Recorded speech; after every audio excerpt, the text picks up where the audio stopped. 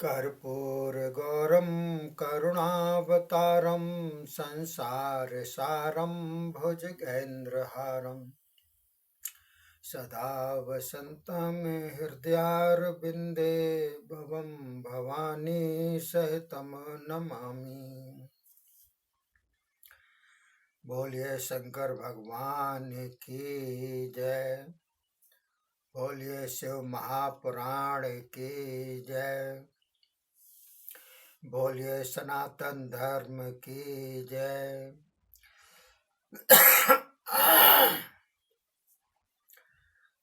देखिए साथियों, आज त्रयोदशों अध्याय चल रहा है, जिसमें दक्ष का नारद के प्रति श्राप के बारे में बतलाया गया है।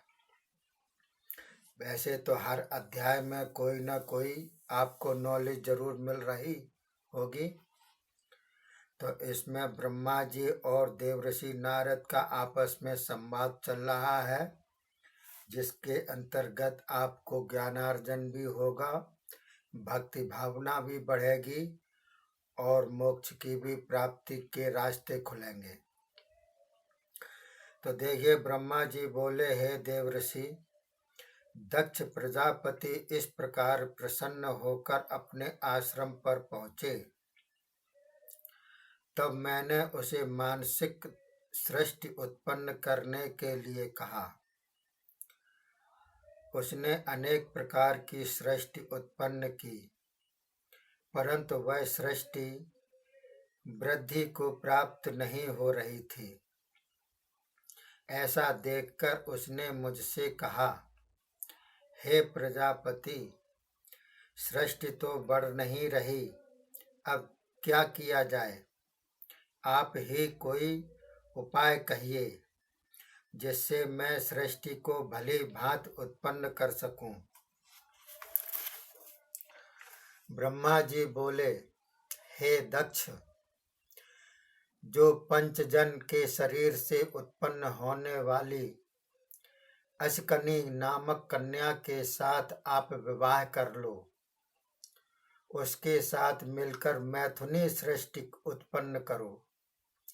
उसी से अनेकों कन्याएं होंगी, उसी से सृष्टि बढ़ जाएगी।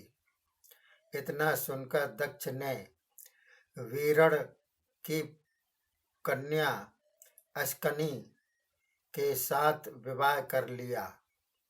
उस कन्या से दक्ष ने परम चतुर 10,000 पुत्र उत्पन्न किए। वे सब समान धर्मी, पितृभक्त तथा सुशील थे। उन्हें पिता ने सृष्टि उत्पन्न करने के लिए आज्ञा दी।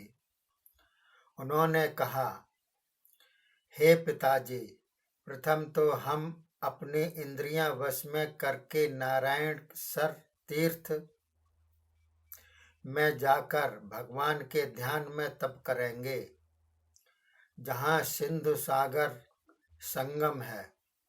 उसी स्थान पर तपस्या करने का हमारा विचार है।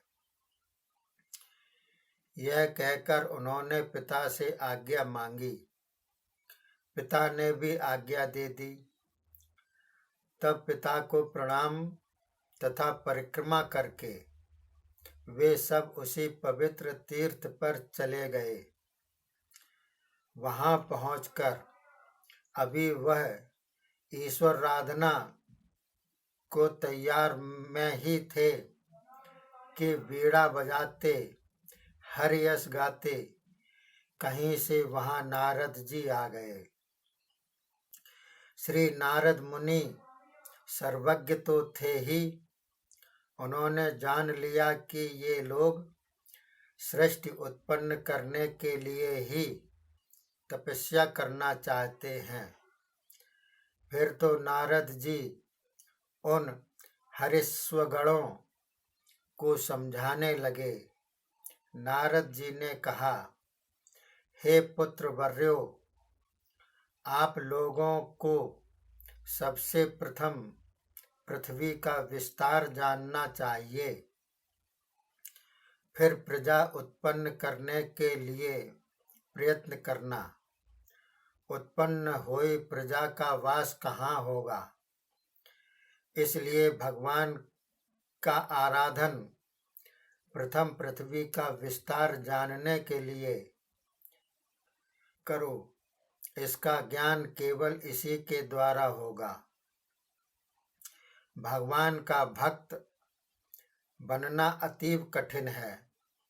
भक्त तो अनन्य हो वही भगवान को प्रिय होता है।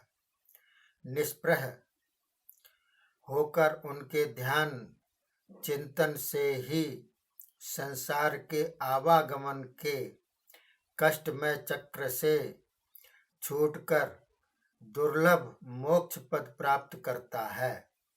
आप लोग तो पिता की आज्ञा से संतति उत्पन्न करने में तत्पर हो रहे हो,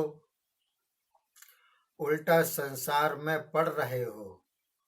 संतानों से मोह होता है, उससे दुख निरंतर घेरे रहते हैं।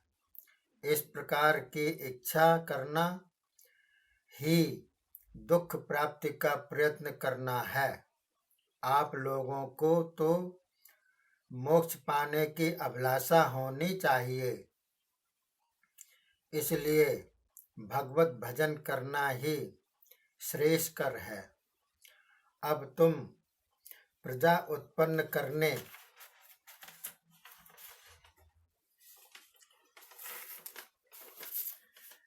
का विचार छोड़कर भगवान का भजन करो, जिससे मुक्ति को प्राप्त हो।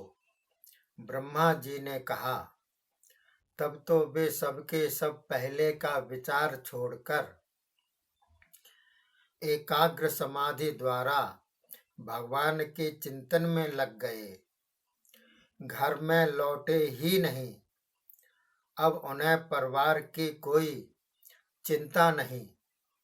इधर दक्ष जी को भी पता लग गया कि अब वे नहीं लौटेंगे, क्योंकि उनको नारद जी ने बहका दिया है।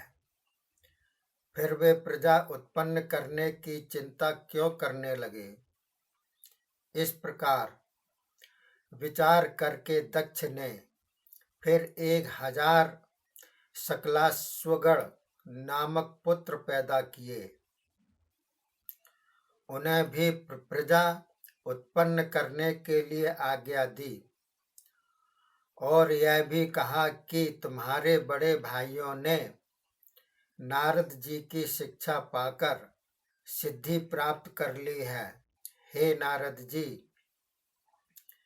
वे भी तप करने के लिए चले गए। उन लोगों से भी नारद जी ने आकर कहना आरंभ किया।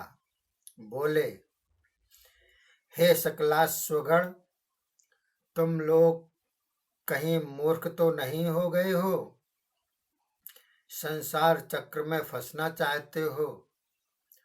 तुम्हारे बड़े भाई भगवान की निष्प्रह आराधना में तत्पर होकर ऊर्ध्व गति के अधिकारी हो चुके हैं और तुम दुख देने वाले संतान के पचड़े में पड़कर संसार में प्रवृत्त हो रहे हो। संतानों की अभिलाषा त्याग कर मोक्ष प्राप्ति का विचार करो। भाइयों की तरह तुम भी ऊर्ध्व गति के अधिकारी बनो। इतना सुनते ही नारद जी की शिक्षा के अनुसार वे भी वैराग्य में आ गए। इधर दक्ष प्रजापति ने अनेकों उत्पात देखे। पुत्रों का वियोग उन्हें व्याकुल करने लगा। अत्यंत दुखी हो गए। शकलाश्वगणों के विषय में भी उन्होंने जान लिया कि वे भी नारद जी के ज्ञान में आकर वैरागी हो गए। तब तो नारद जी पर उन्हें बड़ा क्रोध आया। दांत पीसते हुए नारद जी के पास ही पहुंचे और कहने लगे, हे नारद, तुम बड़े धूर्त हो। मेरे समस्त पुत्रों को 2 बार वैराग्य का पाठ पढ़ा दिया। यह भी विचार न आया कि अभी तीनों ऋण उनके माथे हैं, एक भी नहीं चुकाया। इस प्रकार से तुमने उनका अहित कर डाला है। अपने माता पिता को छोड़कर वे मोक्ष में लग गए। उनका क्या भला होगा और तुमने उनका क्या भला किया। तुम निर्दयी हो, निर्लज्ज हो, व्यर्थ में ही हरि के पार्षदों में विचर रहे हो। तुम किसी स्थान पर भी स्थिर होने के योग्य नहीं हो। इसलिए तुम्हें मैं शाप देता हूँ कि तुम एक स्थान पर टिक ही नहीं सकोगे, सदा घूमते रहोगे। तब ब्रह्मा जी ने कहा, हे देवर्षि, इस प्रकार वह दक्ष शिव माया में मोहित हो रहा था। उसने शाप दे डाला। नारद जी ने प्रसन्नता पूर्वक उस शाप को ग्रहण कर लिया। बोलिए शंकर भगवान की जय। शिव महापुराण की जय। सनातन धर्म की जय। ये अध्याय समाप्त होता है। अगले अध्याय में यानी कि 14वें अध्याय में सती जन्म तथा बाल लीला का बहुत बढ़िया विचित्र वर्णन दिया हुआ है, वो हम आपको सुनाएंगे पढ़ करके। आप मनन कीजिए, आनंदित होइए और औरों को भी करिएगा। तब तक के लिए धन्यवाद। जय हिंद, जय भारत।